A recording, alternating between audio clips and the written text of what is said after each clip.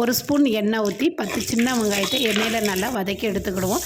இப்போ இது கூடவே பொடிசாக கட் பண்ண 3 தக்காளி அதையும் வதக்கி எடுத்துக்கிடலாம்.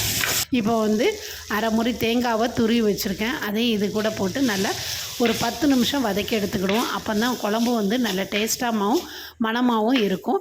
இந்த அளவுக்கு வதக்கி எடுத்ததுக்கப்புறமா இதை நல்லா ஆற வச்சு மிக்சியில் நல்லா நைஸாக அரைச்சி எடுத்துக்கிடலாம். இப்போ ஒரு பாத்திரத்தில் எண்ணெய் ஊற்றி 1 ஸ்பூன் கடுகு, உளுந்து, காஞ்ச மிளகா, பச்சை மிளகா, பூண்டு, 50 கிராம் சின்ன வெங்காயம் எல்லாத்தையும் போட்டு நல்லா வதக்கி விட்டுக்கிடுவோம். இது கூடவே பொடிசாக கட் பண்ண 2 தக்காளி அதையும் போட்டு நல்லா வதக்கி விட்டுக்கிடுவோம். இப்போ வெங்காயம் தக்காளி நல்லா வதங்கிட்டு மசாலா பொருட்கள் சேர்த்துக்கிடுவோம். 1 ஸ்பூன் வத்தப்பொடி, 3 ஸ்பூன் குழம்பு மிளகாய்த்தூள் போட்டு அதையும் நல்லா பரட்டி விட்டுக்கிடுவோம். இப்போ இது கூடவே பொடிசாக கட் பண்ண சுரைக்காய் அதையும் போட்டு நல்லா பரட்டி விட்டுக்கிடுவோம். இது கூடவே நம்ம உப்பு போட்டு அவிச்ச தட்டைப்பயிறு அதையும் இது கூட போட்டு நல்லா கலந்து விட்டு 1 டம்ளர் தண்ணி ஊற்றி நல்லா ஒரு 10 நிமிஷம் வேக வச்சுக்கிடுவோம். இது கூடவே 1 ஸ்பூன் அளவுக்கு உப்பையும் போட்டு கலந்து விட்டுக்கோங்க. இப்போ இது நல்லா வேகட்டும். நம்ம அரைச்சி வச்சுருந்த மசாலாவையும் இது கூட போட்டுக்கிடலாம்.